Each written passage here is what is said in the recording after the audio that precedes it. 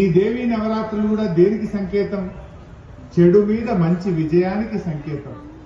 చెడును దూరం పారదోలి మరి మంచిని ముందుకు తీసుకునడిపోయేదే అమ్మవారు. మరి అమ్మవారి దయతో ఈరోజు తెలంగాణలో హైడ్రా పేరిట, మూసీ పేరిట పేదలకు నిద్ర లేకుండా చేస్తా ఉన్నారు. ఆ అమ్మవారు ఆ రేవంత్ రెడ్డి కలలోకి వెళ్లి ఇప్పటికైనా ఈ పిచ్చి పనులు మానుకునే విధంగా ఆయనకు చెప్పాలని అమ్మవారిని